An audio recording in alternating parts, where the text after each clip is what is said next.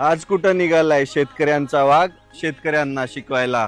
मागच्या 1 महिन्यामध्ये खूप काही सहन केलं, अकाउंट गेले, तब्येत ठीक नाहीये, अजून पण कमरेला बेल्ट आहे, पण मी थांबलेलो नाहीये। आता निघालोय शेतकऱ्यांचं सेमिनार घ्यायला।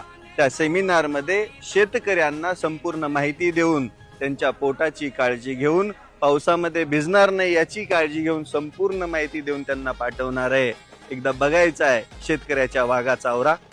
बूम। हाय विचार दुबळा वारा निर्दयतेने करीतो मारा। हाय विचार दुबळा वारा निर्दयतेने करीतो मारा।